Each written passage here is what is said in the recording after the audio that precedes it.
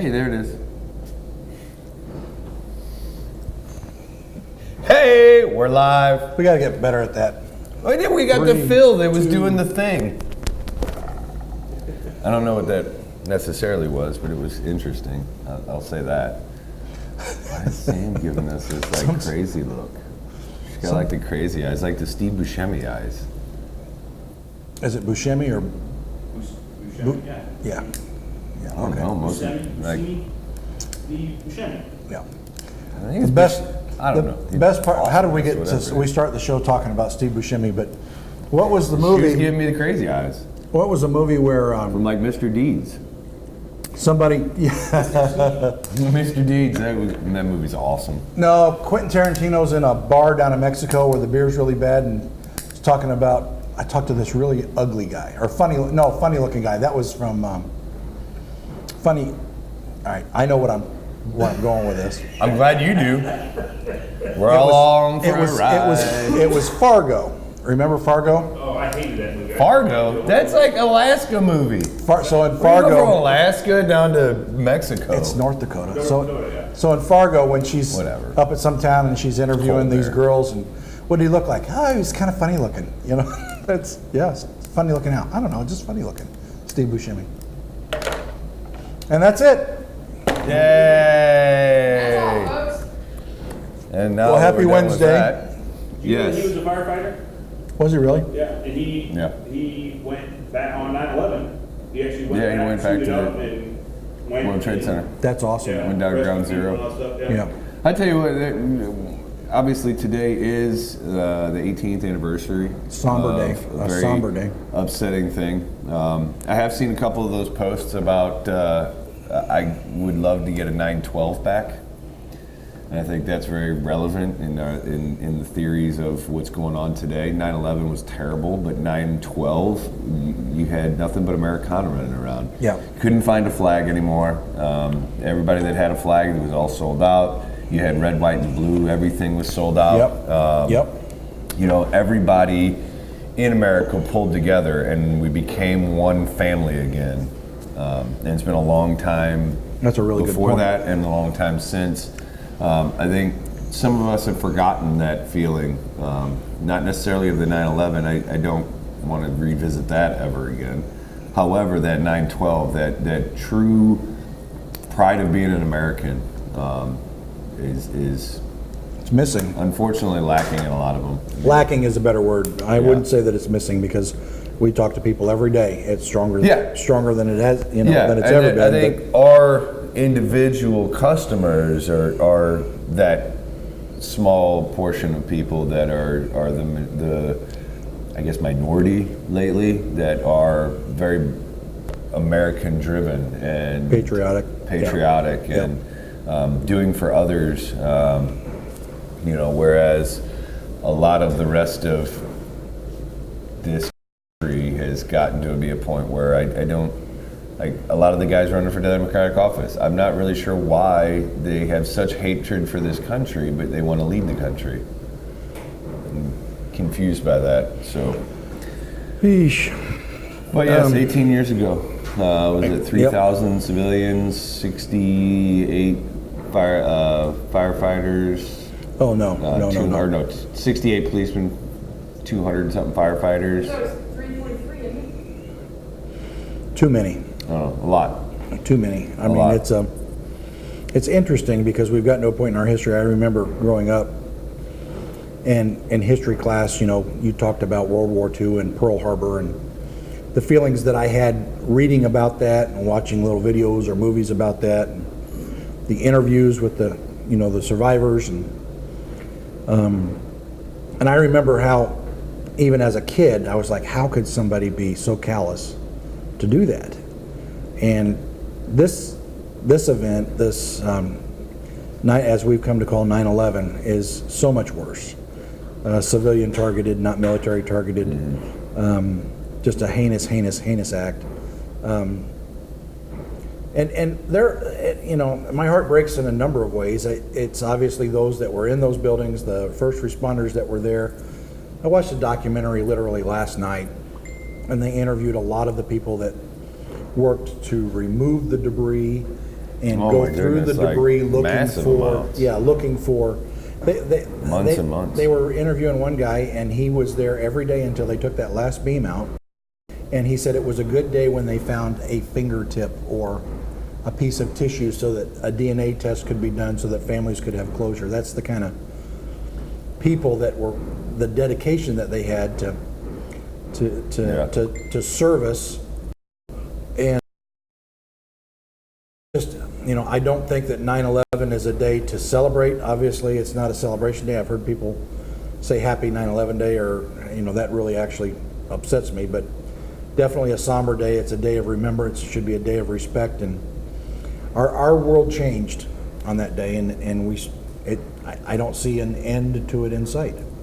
The war that we fight now is not a political war. It's not a war against a man. It's an ideological war. Some reason talk through and understand that people are going to believe different things. And well, I mean, the biggest war that we're in right now is with, like you're pointing out, it's with a mentality whose mentality is driven from a book that has specific statements in there that the majority of the world does not agree with, I would say. Yeah. Anyway, please remember today, thank a veteran, say a prayer, send an email, write a letter, send a card. We had, it chokes me up. Yeah, your first responders, shake their hands, buy them a pizza.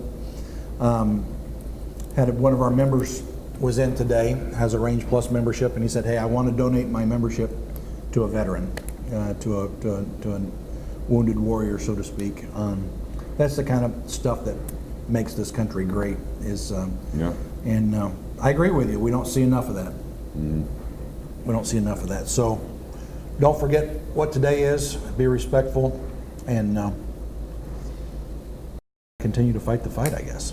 Yeah, right? I mean, they're still popping off. We had a bombing this morning at midnight. Yep.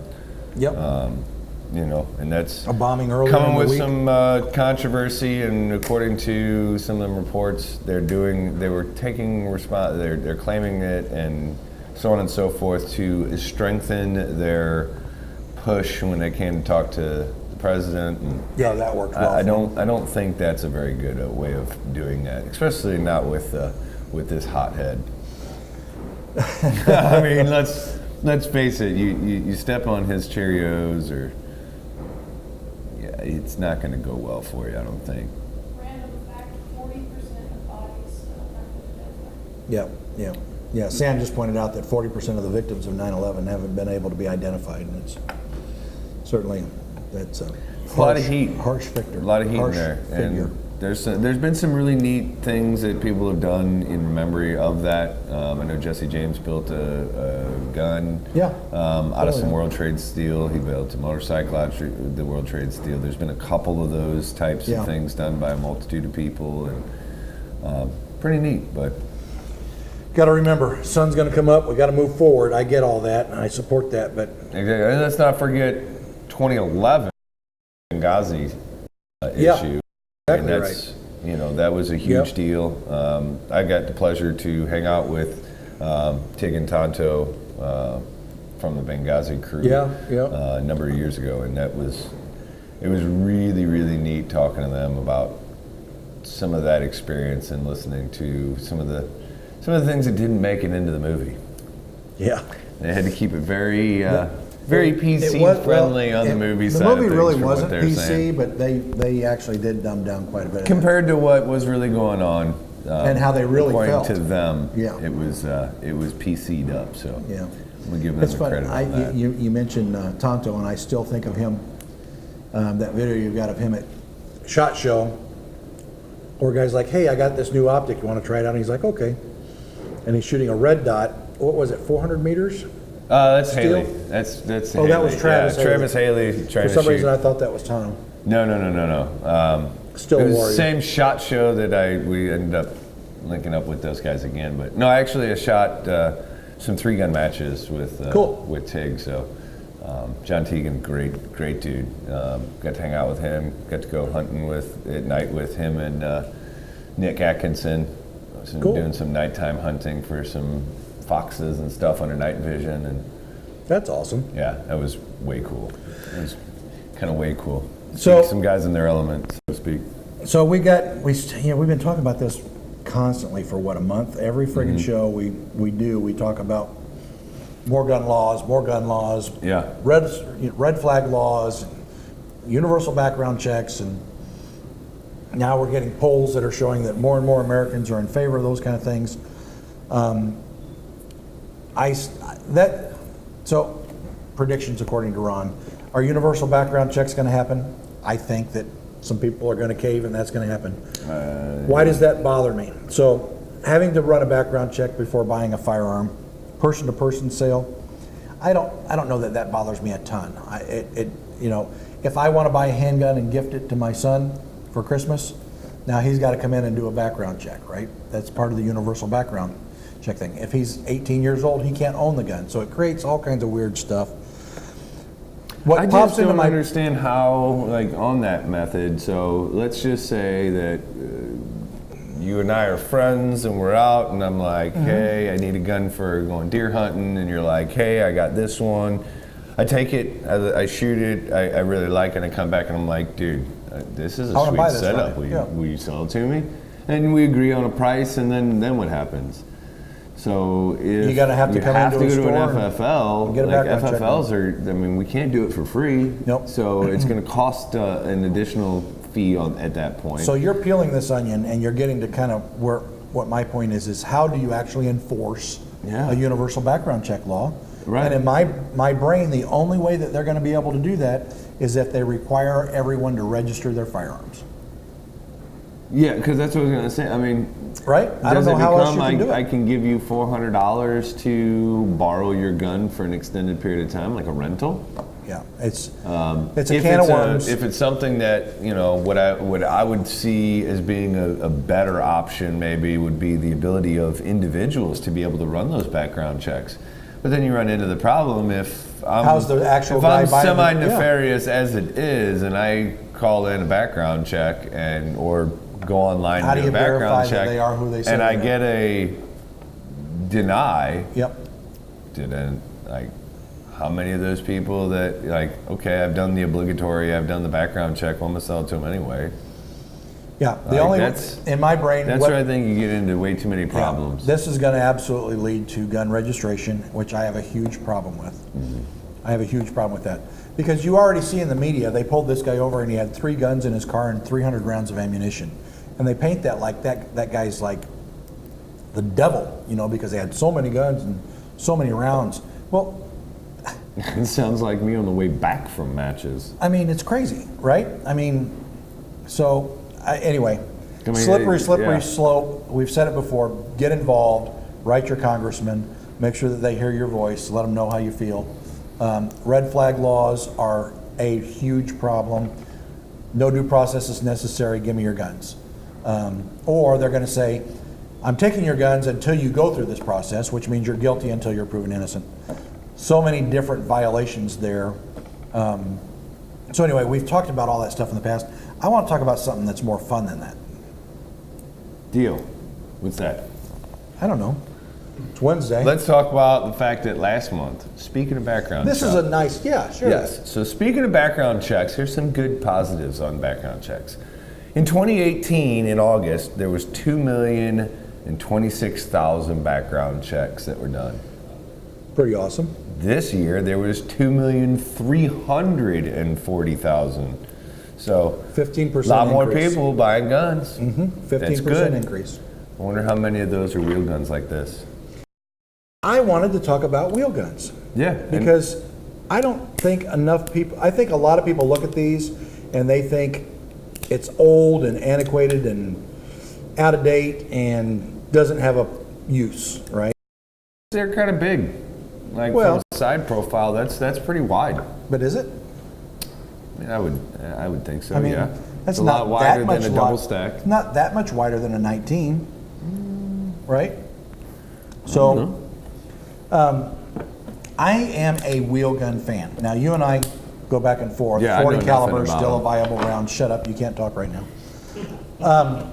But I think that wheel guns are absolutely worth talking about when people are looking for a defensive firearm. So couple of things that are inherent in the design that are absolutely true.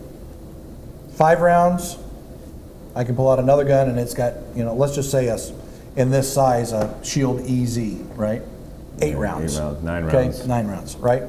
So is that an advantage for the wheel gun? No, right? Lower capacity.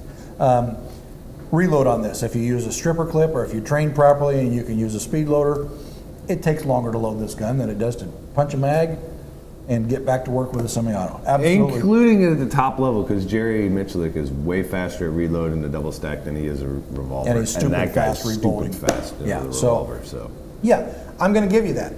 It is a slower reload and it is lower round capacity. yeah, But I'll tell you right now, if the world came to an end tomorrow and if this was the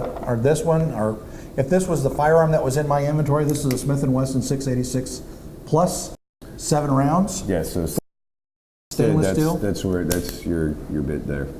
That's what? Sid was asking about Oh, which yeah. one of them what it was. I would be perfectly happy with this as my defensive firearm. It's extremely reliable. It's very accurate. You have your choice of a double action or single action trigger pull. There's ammo out there for it. It'll shoot 38s or 357s because it's chambered in 357 Magnum. And you can always beat somebody to death with it. You have to. But I think As long as people, in the apocalypse, when the apocalypse comes, we have belts because that sucker's going to pull down pajama pants. it's going to pull your pants down. Like, there's no doubt about that. Yeah. Full frame. But I still think that revolvers have a legitimate place from a defensive standpoint. There are a lot of people that the simplicity of it is a big draw for a lot of people, right? See, and that's where I hear the simplicity of it. I don't know about you, but that to me, as a mechanically minded individual, has a whole lot of moving components, and if one of those that goes bad or has a hiccup, the whole thing is like, that's not a tap rack bang. No, kind of a gun. So well, I'm kind of lost. But on here's outside of, I mean, they're an absolute joy to shoot. I will Yeah. give you that. They're a joy to shoot. I enjoy revolvers, but being simple. Explain. Well, you say tap rack bang. So you're engaging your target, you pull the trigger on your semi-auto, nothing happens, you do a tap rack drill, right? Yep. Click, bang, work that slide, try to get another round in that chamber, pull the trigger again. Yep. Okay? With this revolver, I do this. Right? There's no tap rack bang, it's just, it didn't go bang, pull the trigger again. Yeah. Right? I think that is one advantage. Now, you say, this looks like a complicated machine. Well, if you disassembled a Glock 19 or a 1911, I would argue you get into those guns, it's much more complicated. Oh, than there's a like revolver is. 18 parts total. Come on now. I don't know about that. You have none of the timing is there. Yep. None of the cylinder revolving. Well, but the timing I mean, is because your barrel has to seat properly, right? If your barrel isn't properly seated, you've got a bushing that's out of whack or something, that's an issue, just like timing on a cylinder. But I think people overlook, and you said it, revolvers are fun to shoot. They are. They're blast. They are fun to shoot. For years and years and years, my woods gun, my hunting gun was something similar to that. Yeah, Just a my nice father-in-law has that exact same gun. 357 That is Magnum. his carry gun. Stainless steel, 4-inch barrel. The first revolver I ever shot was a Smith & Wesson Model 27. I was probably 10 or 11 years old. That thing weighed as much as I did. But I've still got that gun. It still shoots. It's still reliable. Still a lot of fun. I think there are just a lot of, again, it's a tool, right? Yeah. You go to Lowe's and say, I need a hammer, and they're going to say, are you building a birdhouse or are you breaking concrete? They're all hammers, Right. but they're designed to do different jobs. I think from a revolver standpoint, it's common caliber, it's very, very reliable. Now, the modern semi-automatic guns, you can't tell me that a Glock's not reliable, or a SIG's not. They are. They're absolutely reliable. But this is a pick it up, pull the trigger. It's not put that mag in, work the slide to load around. It's pick it up, pull the trigger. And I think that has some benefit for some shooters. It doesn't mean that you shouldn't train. Doesn't mean that you shouldn't practice. You absolutely still should. But I think revolvers are a fantastic option for folks that want to shoot, that want something simple to start with, that's reliable, that they can trust. Yeah. So what's up with this little guy? I really like that pistol. Smith & Wesson. Is that a 642? Yeah. I want to say it's a 642. Well, That's look what at that. I got to put my That's what it says right here is Does it say right? M642. Oh, okay. 642. In big print right Yeah. on the front. So You this see is that big? this is a Ruger LCR. Not the This is same. in 357 Magnum. This is in 38. So let's ignore the calibers for a second. Referred to as a more traditional design with an exposed hammer so that you can cock it, use it in single action or use it in double action. Great pistol, great little package, but a lot of people will use these as pocket guns. The challenge that you have with an exposed hammer is that as a pocket gun, there's something else there to snag, okay? Yeah. So, Smith & Wesson, Ruger, Taurus, there are numerous manufacturers, came out with hammerless, exposed hammer revolvers that were double action only so that you could pocket carry without snag. I like the 642 design because it gives you both options. They've protected the hammer so it's much less snag prone, but they've given you a bird hammer or a bird hammer to grab on top so that you can still shoot it in single action if you want to. And I think it's actually kind of a clever design. Now, is it a pretty gun? Well, it's kind of in the eye of the beholder, I guess. I don't know. I mean, it's definitely. I don't think it's an ugly gun. Right. I mean, it's not a high point or anything. But it's not what you would typically think of when you think of revolver, you know, or pretty good. What was that Seinfeld? Seinfeld had that one girlfriend. Sometimes she was really attractive, and other times she was not at all, depending on the lighting. This is kind of that same thing in a pistol, I think. Okay. If your life depended on it and you needed a gun and this is what you had, it would be very pretty. Agreed. So, I think if, you know, in every firearm owner's inventory, there should be a quality, reliable semi-automatic in a good caliber like a 9mm. You should have a good quality 22 caliber rifle. You should have a good quality 12 gauge shotgun, or if maybe it's a 20 gauge because 12 is too big for you, you're uncomfortable. You should have a good carbine, a good precision rifle, and a good revolver. I think that revolver should be part of everybody's kit. So that's gospel according to the 53-year-old fat man. Yeah. I'm just not Hashtag. sure. Hashtag. I'm just not sure if I agree with the hashtag wheel gun needs to be in the arsenal. It does. You know, part of the reason that I say it needs to be is it's because it's part of our history. It's Americana. Yeah. What did Dirty Harry carry? Did you hear me say that? Harry Carey, Dirty Harry Carey. What did Dirty Harry carry? Seventh inning stretch song, like the seven shot revolver song. Oh no! Yeah. Did I fire 5 rounds or 6? Yeah, I'm just not sure. And let me guess, you'd probably take a revolver chambered in 42, wouldn't you? Yeah, I would. Let's talk about something more. I think relevant. Chiappa actually makes one, don't they? Chiappa makes a 40 caliber revolver. And yes, Dave, I am. I feel terrible. Go, Are you buddy. sick? Yes. Well, Hey, not you're sick. freaking I sitting just here have breathing on me? things in my throat that are not happy. So. Great. Anybody have comments, disagree with me, want to fight with me? Yeah. Come on, come with it. Somebody keep me up with these wheel guns. Hey, yeah, I mean, face it, there's a cool factor. they're with a neat. wheel They're gun. neat. They are neat. They are cool. Like you pointed out, it is a piece of history. Yep. But just like black powder, there are some things that we leave in the past and only break out on special occasions. People still shoot black powder. So I do. The only revolver I own is actually a black powder revolver. Because So you if just I'm tied going both of old them- yeah. school, You go just ti- old school. You just tied both of the things that you don't like into the same package. No, I do. Oh. I like black powder. I enjoy black powder. That whole pull the trigger, you hear a pop. There's like this long delay, Whoosh. and then whoosh, and it's all white. You can't see anything, and then as the white dissipates, That's cool. You see the hole that you made. It is cool. It's neat. Same thing with black powder hunting. It's a whole different ball game. It's not just I see a deer, I'll shoot a deer. It's, Oh, yeah. I see the deer. Now I have to wait. I have to When you wait black for powder it. hunt, keep your powder dry actually means something to you, doesn't it? Absolutely. I mean, that's huge. I've been out there, I've been rained on, and Yeah, at the end of the day, you know, it's yes, you can unload them. Especially, I've got a modern day revolver, so it's an inline. It's a little bit easier. That's but good. at the same time, I mean, I use it as an excuse. At the end of the day, stop back by the range, put one down. That way, you can load it all up again. And I've had to go. Oh, yeah. Click. That's not good. New primer. So it's days like that where you're like, I'm glad I didn't see anything because that would have been really frustrating. Yeah. So yeah, it does mean something different, and that's again one of the reasons that we left that in the past, except on special occasions. And I'm not saying that all revolvers should be that way, but I'm not sure. I like them. They're neat. They're fun. I really, if you're thinking about something for me for Christmas this year. He's not.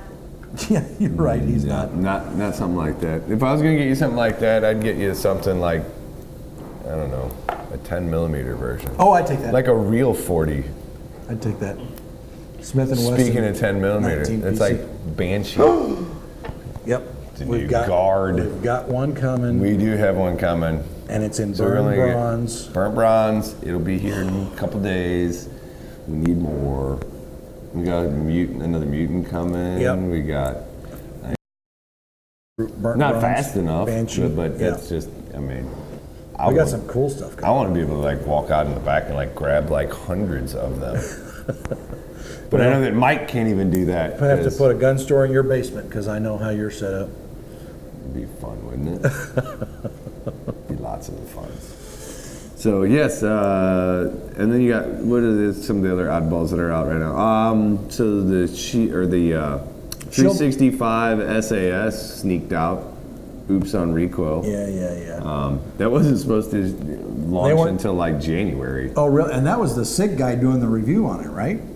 Or was it a recoil? No, guy it was a doing the review? recoil ad. How did he It get was it? recoil. How did he get the gun? It's because recoil gets a lot of those, so that they Yeah, can have they're the gonna wanna review them and exclusive. They shit. do all of it, Sit on it So they shot a video and published it. and they whooped, and here it That is. might get him in trouble. without It- consulting SIG. From what I understand, it did get him in quite a bit of heat, which maybe it's just, all for That's the fine. PR excitement, but it does look neat, that Mepro light. I have shot it on a couple of other guns, on an M&P and a Glock, as a replacement for the rear sight. It's neat. It's kind of like a dot. Like they Little tout bit. it to be a Yeah. red dot without the electronics, but it's a much definitely a different smaller look. window, and Yeah. I found myself getting mesmerized Trying looking to find into it. it Yeah. and trying to get everything lined up, and then when you get it all lined up, then you're shifting your focus back to make sure that the target is still in front of you, and then shifting. I found it to be more confusing personally. Yeah. But I think with some practice, it would be a very good option. And as you pointed out, with something like this, I mean, if that's going to be a pocket carry, it's a perfect pocket carry because it's totally slick on top. Yeah, that's true. Now, what they need to do is, like Jacob had said yesterday, is they should be able to take that off and then put a dot on it. That would be good. My challenge Maybe I with it is, don't want that in my pocket. You're dead on. It's a very different sight system than I'm Yeah. used to. My challenge with it is that I can't do a one-handed reload with it because it's just too smooth. It's too low profile when it's on a gun. It makes it. I mean, you can do it. You'd have to work at it a little bit, but I like a rear sight that sticks up or something on the slide that sticks up so that I can do a one-handed reload. You know, a you little bring easier. that up. I really don't know how you do that on that. Yeah. Now that I think about it. Yeah, be How- tough. Yeah, be tough. So that's just my takeaway. Again, it's just Up close gun. from this. Yeah. Smith But and you West. should carry one with it, one in the chamber. So If I'm doing a one-handed reload or a one-handed tap and rack or clear, makes it a little tougher. so Smith and Wesson's coming out with a. do you Is do it a a performance one-handed center reload? shield? How do you do Easy. speaking of one-handed reload, how do you do a one-handed reload with a wheel gun? Well, it's similar to what you would do with your. Or do you just at that point you just throw it Well, at I them? did mention that you can beat people to death And with you those. just Did you just and then lose just connection go that over way. there? No, we're frozen. You're frozen? You're making a face like, Oh yeah, look at that. That looks awesome. Oh, that's sweet. Yeah. I don't know if you guys can still see us if we're moving on that end, but to us it looks like Or Ron's hear us. just blowing kisses. That's awesome. Yeah. I don't know if you guys can still see yeah, they can hear you, I can't see you though. Well, Keep talking now. this might actually be Awesome. better for them if they can't see us and can just hear us. Yeah. Although, I don't know if that's necessarily a good thing or a bad thing. So Smith's coming out with a Shield Easy and a Performance Center. It's kind of tricked out. It's got some got gold it. bling on it. Did you see had that? them. They've had them. It says it's. I think we might be thinking of two different pistols between us. The The Easy. Shield EZ, gold barrel, gold accoutrement on the side, Yep. ported in the front. Yeah. Yeah. They have them in a black ported barrel, a silver ported barrel, and a gold ported barrel. And the 380 Easy. 380 Easy, the Shield EZ, Well, a nice light slide. I thought that it was fancied up. a newer. Yeah, I don't know if all of a sudden it got extra. Did you look Bling at that blang, at shot? but- Did you see that at shot? Yeah. Yeah, I think they're finally coming into production because we haven't seen any of them available for order. Yeah, I have. I'm not going to point out, but I have seen that there is one in the local area that was at a local place, not here. That they had one Recently? come in. Yeah, Yeah. recently, Yeah. in the past couple of Yeah. weeks. So I don't know. I just don't know. I mean, it's a cool gun. The Shield EZ is a really cool gun for what it is. I think it. Yeah. But I don't know if that's the right method on that gun. You mean as far as Making it making louder. it a PC? Yeah. Making it louder. Like, I'm cool with the gold and the bling and all that good stuff. I mean, that it makes it easier to clean. It does end up giving extra life out of parts and so forth. We know all that the coatings do have benefit there. But I mean just simply porting it.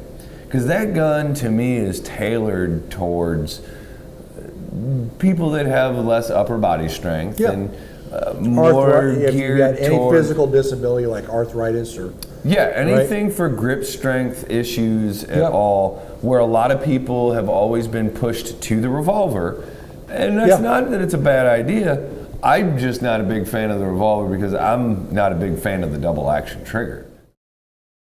Especially when you're saying I have physical handicaps or physical incapabilities.